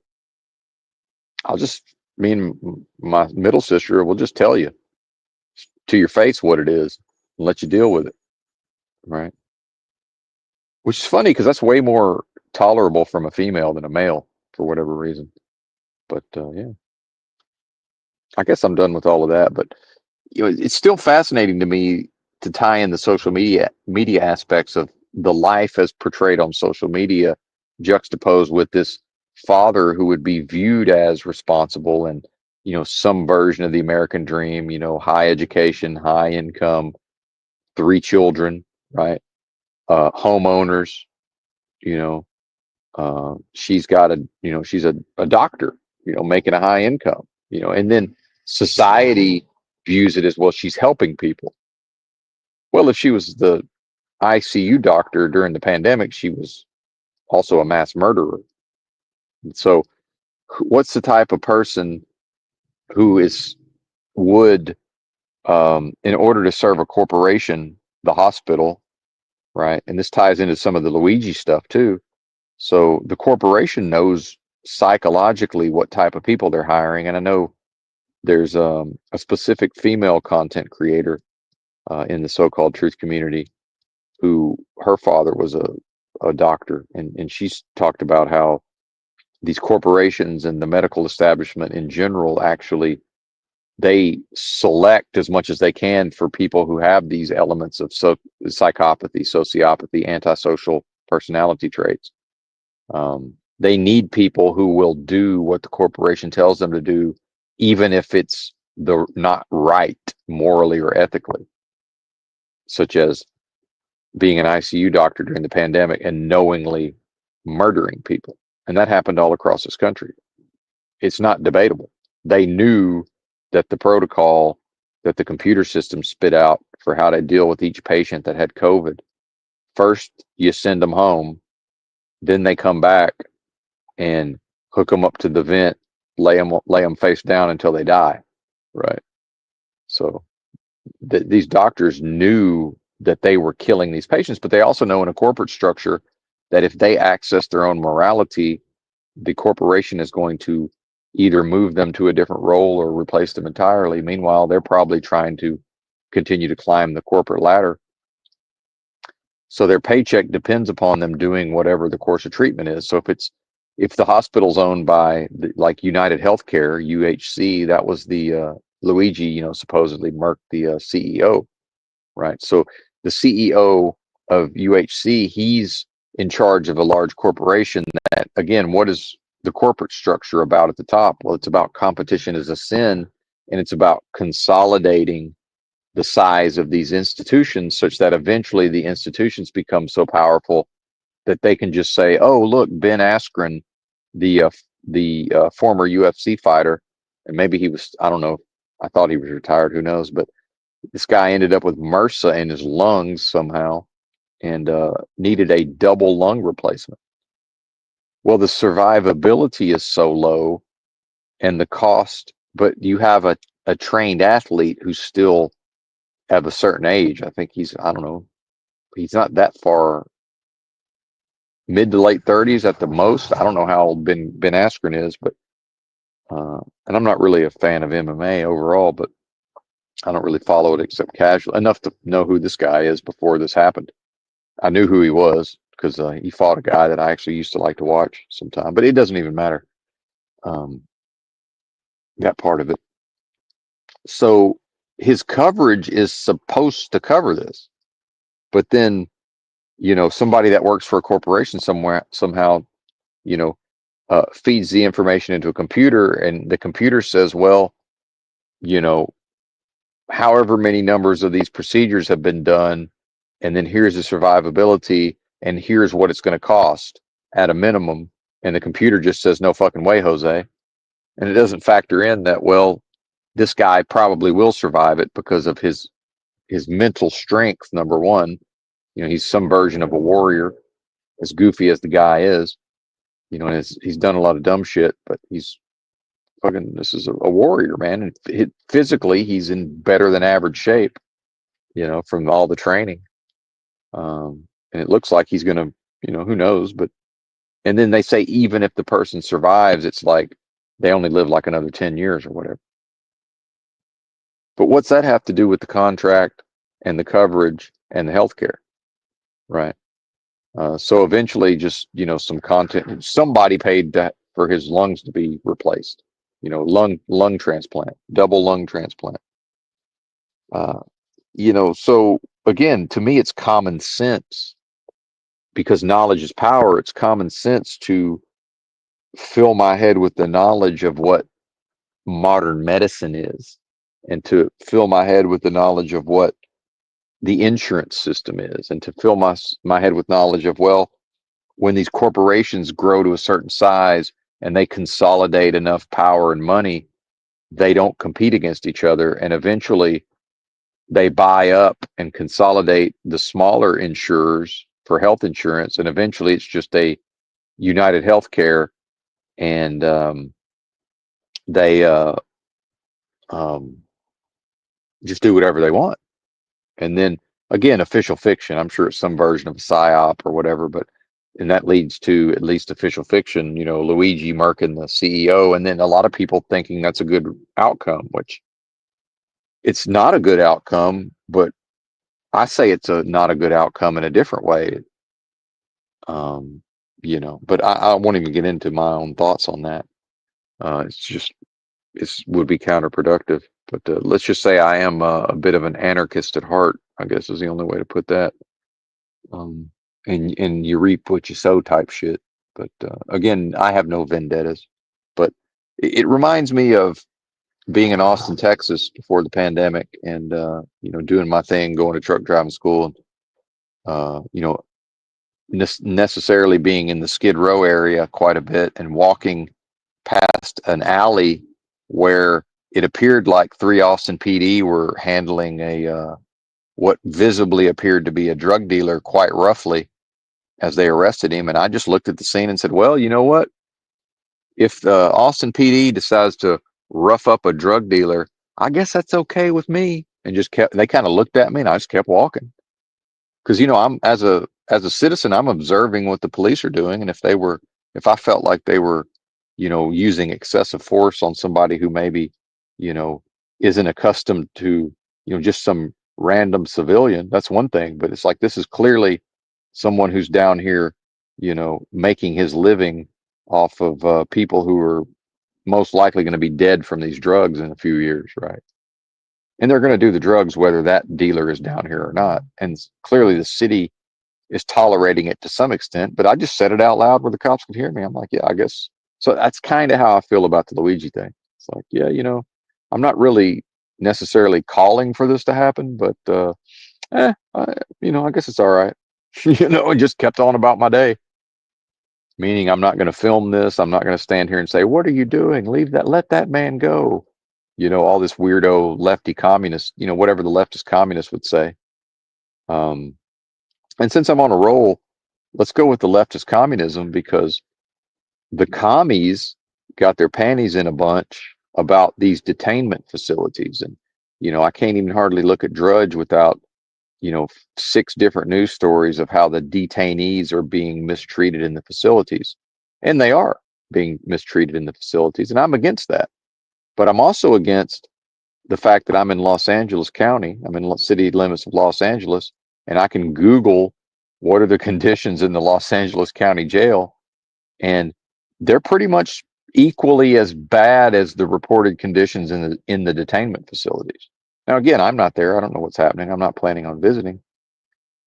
And this ties into what I said when they first started, and it wasn't the first start of detainment, but when, people started freaking out about the detainment, and, especially before Trump was sworn in, and you could sort of see it coming.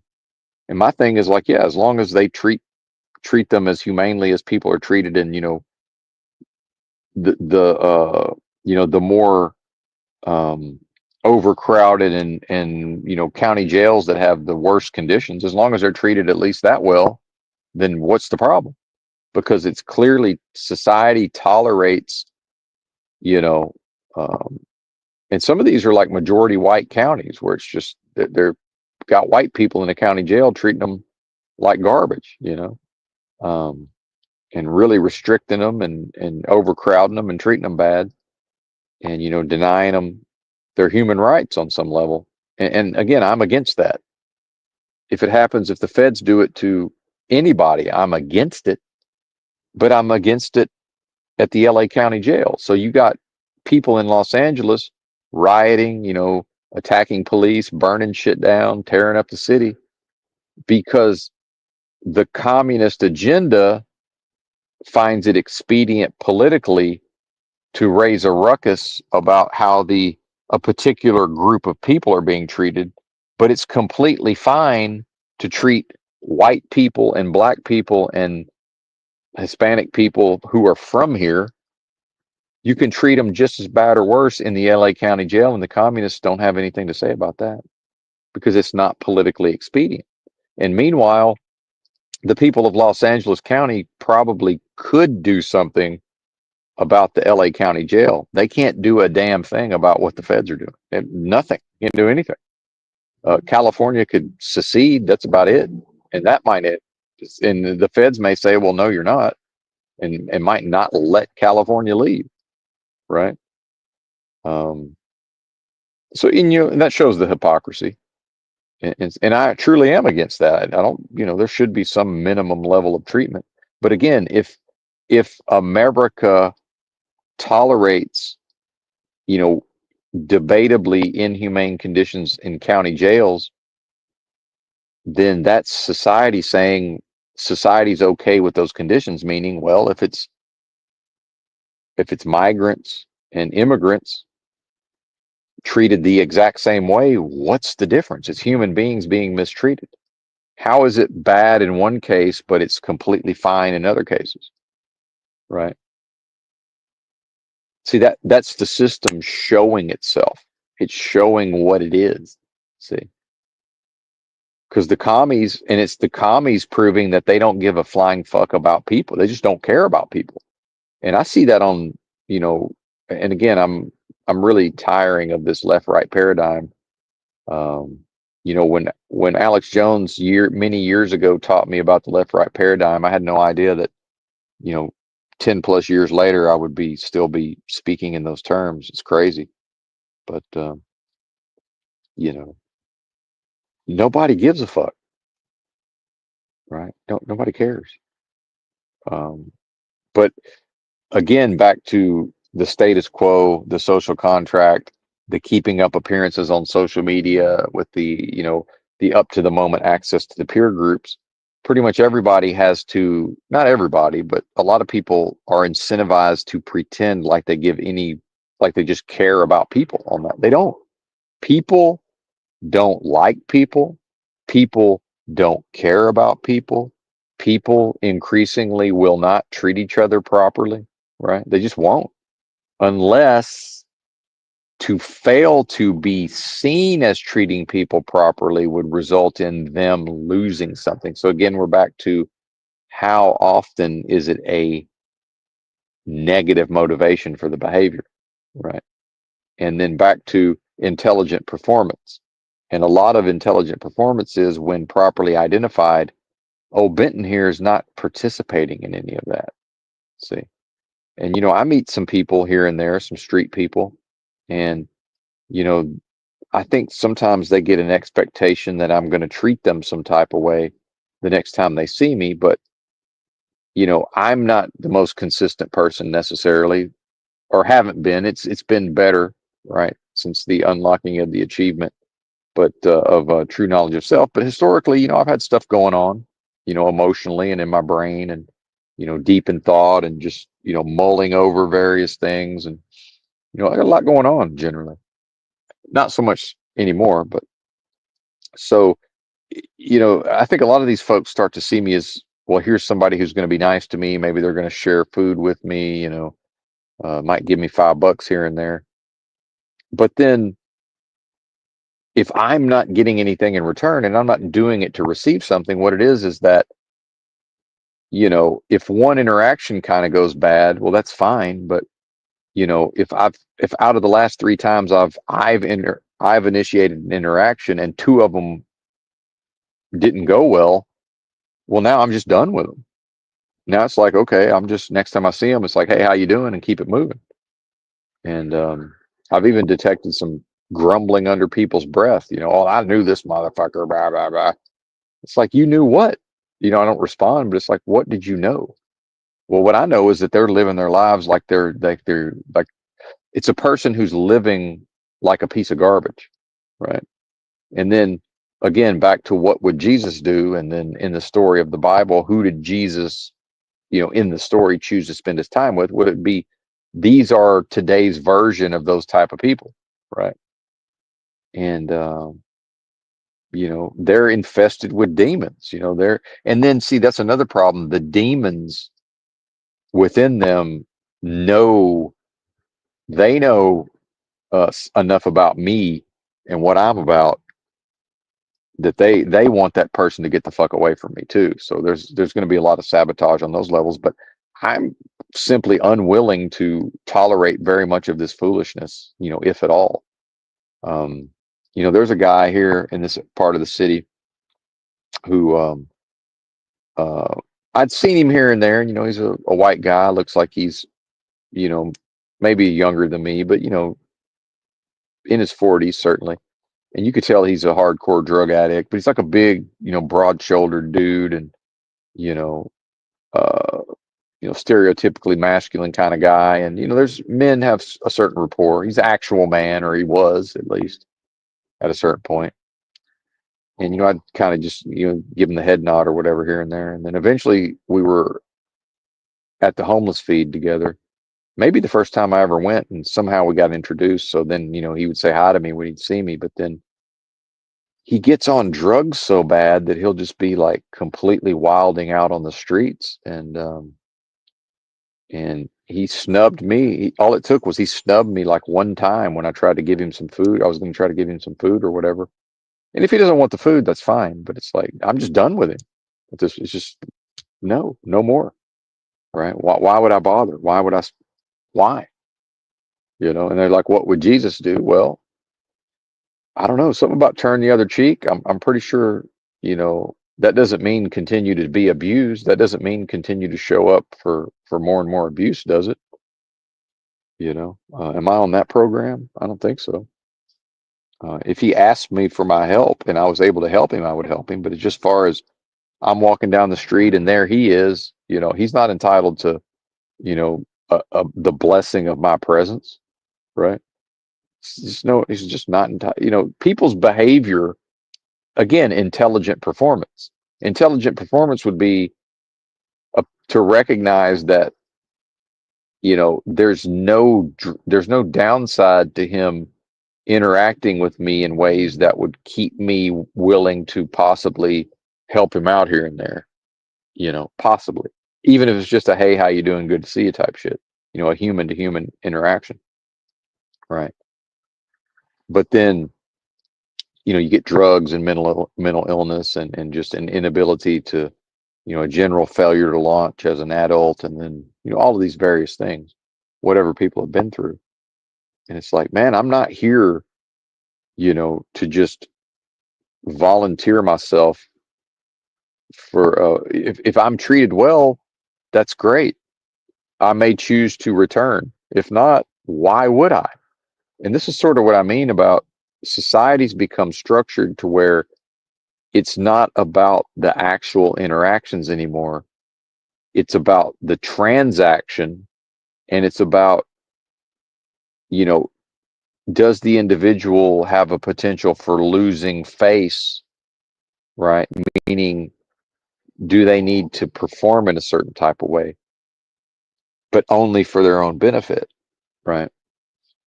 It's sick, man. It really is. I really don't want anything to do with it. And I see this in families as well, and this whole myth of family love. And what I see is, I see a lot of keeping up of appearances, right? And there's exceptions to this. Of course there is. I'm speaking very generally, but I'm talking about to what I observed. Like, I saw this guy yesterday. So this is the entire reason I brought up the story of the Arizona dad leaving his kid in the car so he could go play video games.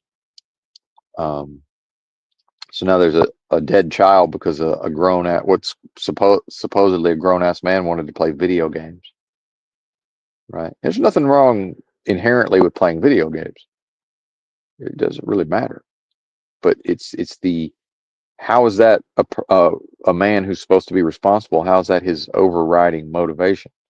While he's got, again, the legal response. Forget about the part where he loves them. Apparently, we were just supposed to so okay.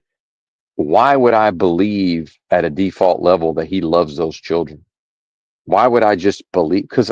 Because we've been, as a people, our psychology has been created by this vacuous, delusory, adversarial realm of business transactions for its purposes, and it the system, Moloch's machine, finds it expedient that people would assume that when parents, especially that appear to be in a certain class within society, when they have children and the children are our future, and this is, like the cream of society type shit, there's an assumption that, well, that has to be a loving family. It's like, why? No, it doesn't.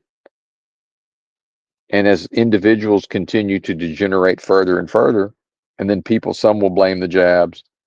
Certainly whatever happens psychologically, and these people are, almost certainly jabbed and boosted out the yang. But uh,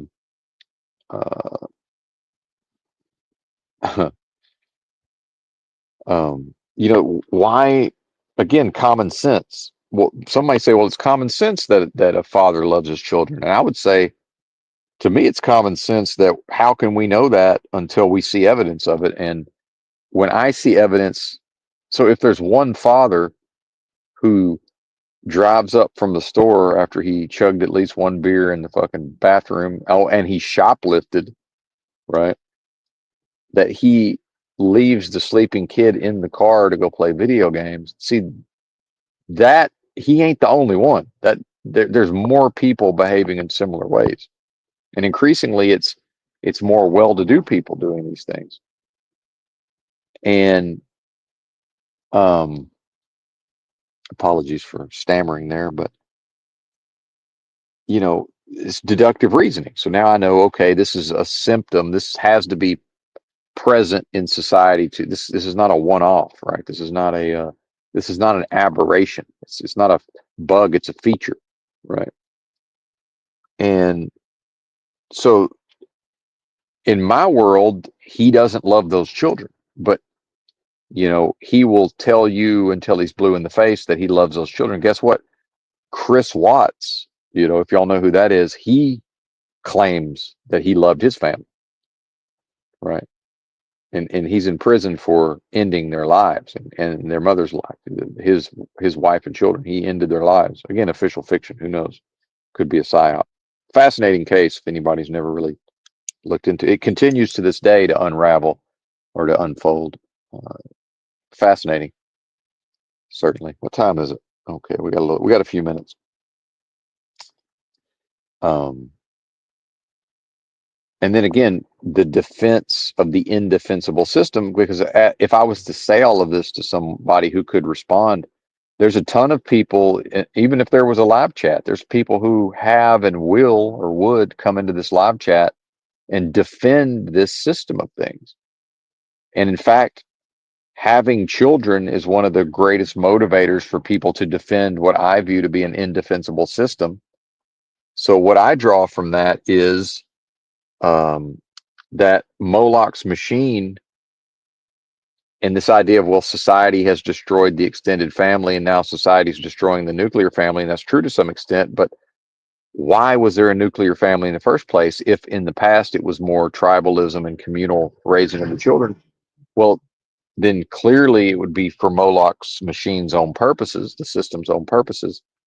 And it seems to me like these ideas around family love, have been promoted, right? And to benefit Moloch's machine. And certainly the benefit will be there as these structures continue to break down. I guess expedient is my new favorite word, but it's not a new word to me. I just mean I've become enamored with the word expedient for whatever reason of late. And I believe I made my point there. I didn't fully verbalize it, but I believe the audience would know what I mean there. And then, so it's the defense of that system by especially people who have their own children. And then what's the motivation? It's a self-serving motivation because of how purportedly difficult it is to raise a child, especially in these times. Although I suspect it's difficult in all times because, what do we see? What videos do we see hitting our feed? It's a lot of videos about how the boomers had it made economically. Well, they didn't. It's because when we view economics from how things are now, when we look back with hindsight, just there was more potential and possibility to escape the rat race on some level, to at least have extra money for toys, maybe be able to, you know, take some time off, only have to work a certain number of hours potentially. But there's always been people who've had multiple jobs and worked their fingers to the bone, right? That's never not been a thing. But then but see, that's somebody asserting that the boomers have it made. No, well, no, they don't, not as a group. Um, a sizable proportion of them are retiring and still working low-level retail jobs because they can't afford to just not work, or they're going back into the workforce. In the, you know, case of my mother, this is all happening. And the boomers, like my father was born in 1955, and so people lack the knowledge that if you Google the Great Inflation, Google will tell you that the Federal Reserve refers to the period from 1965 until about 1983 as the Great Inflation. So this idea that my father would have graduated high school in 1973, I believe, and then immediately go into a proper job market, right, and have access to working a 40-hour a week job that could then pay for him to live with his wife and to have a baby and for the mom to stay home. Well, yes, that was possible in 1973 in a trailer in Arkansas with cloth diapers, okay, maybe a home phone, maybe not, right? Um, a car that, was a low level, not anything to write home about, certainly nothing to get to make the neighbors jealous. So a lot of these, can we face the reality, please, that a lot of these economic factors in 2025 is based on people must live a minimum standard of life now. The young folks have to be able to put out some kind of image. The vehicle itself is part of the image, right? The clothing is part of the image. If it's whatever the latest fad is an image.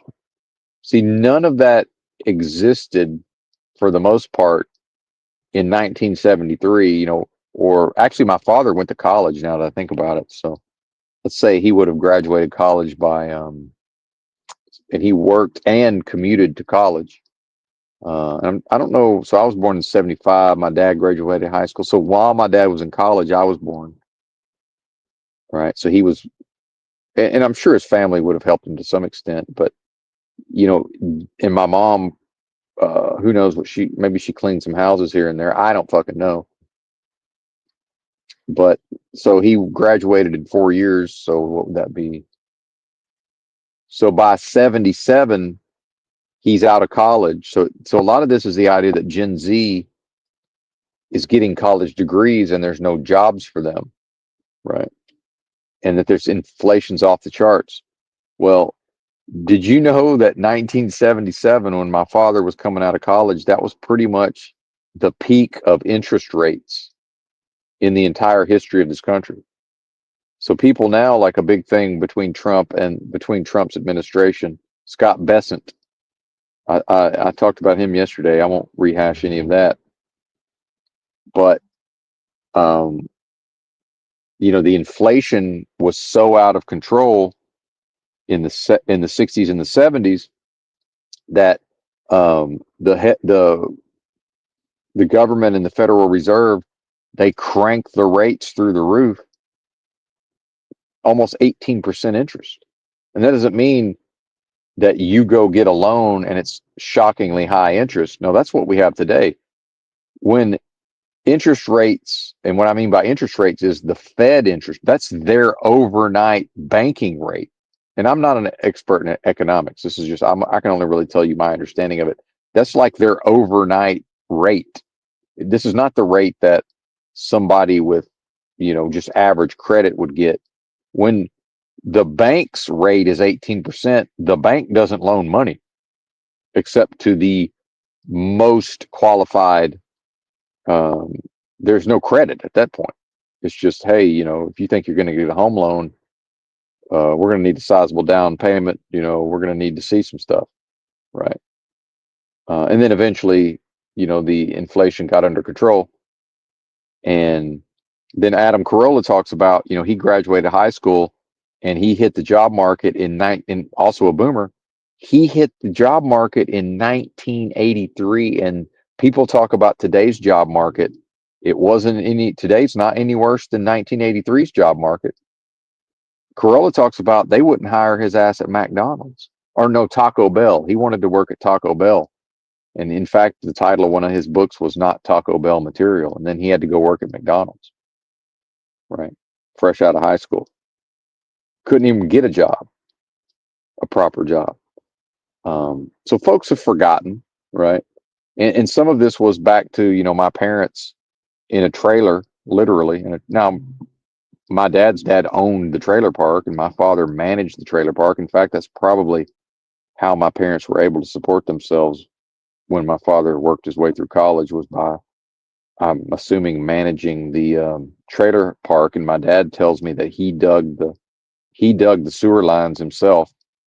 Right now, we're back to the notion of immigrant labor, right? Migrant labor. You know, well, I talk about Johnny Cash's parents being sharecroppers in Arkansas. Well, my daddy, who eventually developed a decent net worth at one time that he then squandered. Well, the man was out there digging sewer lines, and working at there was a truck stop in the family because my grandfather owned a oil company, but it wasn't like some big lucrative thing either. It was just in our hometown. It's not like he was rich. He wasn't. My grandfather was not a rich man. He was affluent, relatively affluent. Was not a rich man. Guess who also was in business and became affluent was my grandmother. As a single mom, became a successful business person. That's interesting. She was also now she was less affluent, but some of that is more just how she was raised. And she, at the age of 11, my grandmother dug a well for her family at age 11 and had yet to own her own pair of shoes. Right. So this is what we come from, folks.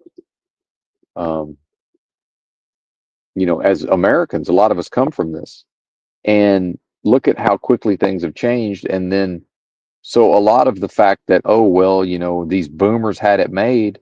Well, yeah, if having babies and the baby shits in a cloth diaper, and then the mom who's stuck in a trailer all day with a scream, what maybe I was told I'm a good baby, but who knows? I was a good baby, but who's, some gigantic monster. I was 8 pounds, 13 and a half ounces when I was born. And they say I was so big as an infant that people would try to talk to me thinking I was old enough to be verbal. I don't know how I ended out normal size, but apparently I was some gigantic monster of a baby.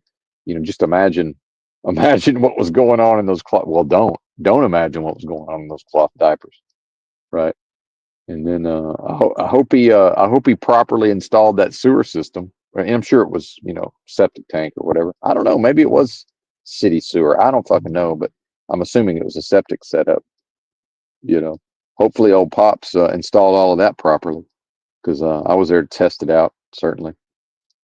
And if a cloth diaper or two ended up flushed, who knows? And my first memory is I had apparently I had these underoos, these Incredible Hulk underoos, and I seem to have an out of body experience memory of my mother flushing them down the toilet, because I guess I had made a mess, and I was, I was upset because apparently I was a big fan. And this probably says a lot about these ideas that kids are just kind of who they are from an early age. Benton here's favorite superhero being the Incredible Hulk. Although I did enjoy Spider-Man comic books more when I got into comic books, but my favorite actual superhero has always been the Incredible Hulk. Apparently, I was very, very young, and might have been younger than five. Actually, probably younger than five. Now that I think about it, and maybe I just created this memory because I was told about it. That's also possible. But but it's funny. My memory of it is like an out of body, like I'm seeing the both of us. I have this image of so maybe it's from a dream. I don't fucking know. Interesting to think about, certainly, um, and ponder on. And I forgot my larger points. I'm going to assume they were made, but a lot of this is just as consumer society continues to become more complex and has to continue to grow. Right, the size of the economy has to continue to grow. It's all based on never-ending growth, and which at points in the past that has necessitated bringing new people to the country, certainly. And then the baby boom of the post-war period.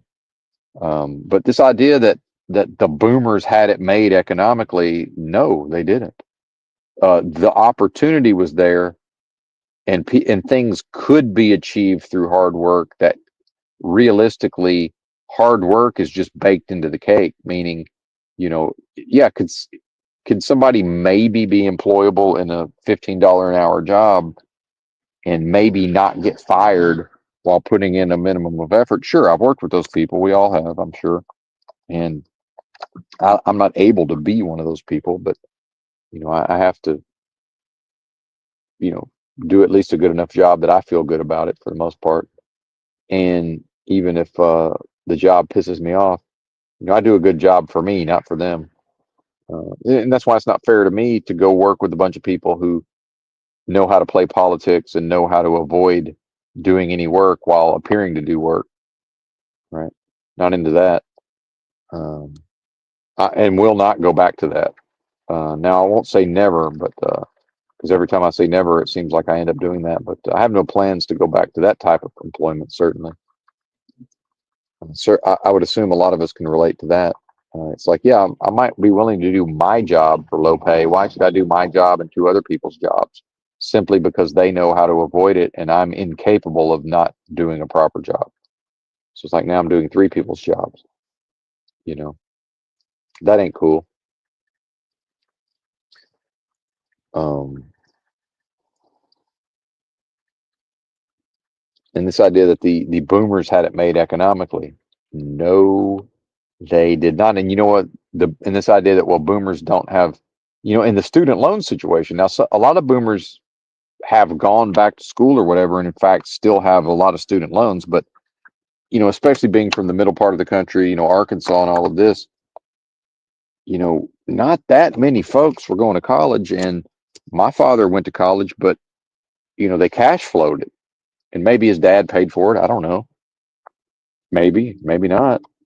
And it was, of course, more affordable. So that the Gen Z can point to the affordability, but some of the affordability is that there was way less bullshit to waste your money on. And remember, and my dad was very frugal anyway. He would, and here's another thing, saving money. I promise you, my dad was saving money back then.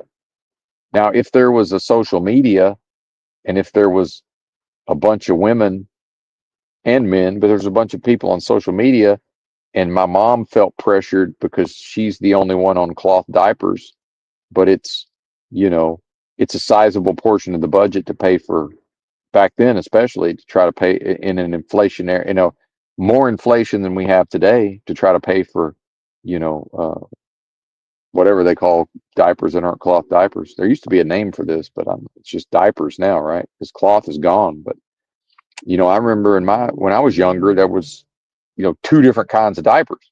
I'm disposable, right? Disposable diapers. Now that's just a diaper. Um, it's because my father was probably saving whatever the difference was. And so this was the concept of saving money. So when you hear people say, oh, I'm saving money, a lot of times that's based on the thing being on sale or they figured out a way to pay less. But see, it's called saving money because in the old days, in the boomer days, they put the savings in a savings bank, whether that was a piggy bank or the actual bank branch. Meaning, if a month of cloth diapers, let's just say you have the initial investment. So I don't know, if I'm trying to equate this to what wages would have been back then, but let's just say in today's money, that's using cloth diapers means they don't spend $100 in a month that they would have spent. That $100 in 1977 or whatever, my father put that hundred, whatever that was for that month, from my mom changing cloth diapers and washing them, I guess by hand. Ooh, gross, right? That money went into a savings account somewhere and was probably invested eventually. It wasn't extra money to spend on something else. That's what we think now is people really think when an item that they want goes on sale that they're not saving anything. If it's an optional purchase, the fact that it was $100 and now it's discounted to $60, that's not a savings of $40. That's an outflow of $60 that did not need to be spent, right? Versus there's a baby, it's going to poop. Where's the poop going to go? If we do disposable diapers, it costs money for the baby to poop. So when you look at today and people are talking about subscription services, you will own nothing and be happy. That's part of the thing with subscription services. Part of it's not the entire thing, but it goes deeper than that. So it's to just, in a way, that's a subscription service to disposable diapers, and there probably is, diaper of the month club. Well, now we're into an entirely different area that I wouldn't even want to. So forget I said that, but ooh, gross yet again. So it's to have the freedom to be a little different because maybe that's the time when more people are starting to go to disposable diapers, right? But my mom's not really able to complain about it too much because she's got, she's married to the man she wanted to be married to, who other women also wanted to marry. She's born him a son, right? And it's almost all firstborn boys in my family for whatever reason, right? And then, under society, incentivizing and wanting, mothers and families and all of these things in service of Moloch's machine, right? See, all of this has to be what folks? All of this must be reconciled if a Gen Z or a person of today or even a boomer or a Gen X is to then look back at the past and say, well, the boomers had it made, and then to say they're the ones that ruined it for everybody. Well, no, they didn't. That's nonsense. That's not what's happened here. And in fact, when we look back at that time, folks can romanticize it. A lot of that shit sucked. A lot of it sucked ass, right? Now, arguably, it would be better if McDonald's was viewed as a treat, an occasional treat, and not a this is how we feed our family on an ongoing, regular basis. But anyway, I think that's enough out of me. We never really got into the spiritual type stuff, but surprisingly, there's more folks in here. So I don't know. Maybe it's better that I wasn't talking about the spiritual type stuff. Better for the views anyway. But I got enough out of it, I would say, to be to face today the spiritual attacks of the day, at least. Not that I would lack that. I could have skipped the broadcast, which I considered, but I could have skipped it and still be prepared at the level of the whole arm, put on the whole armor of God type shit from the Bible, right? Anyway, appreciate y'all. Thanks for listening. Bye.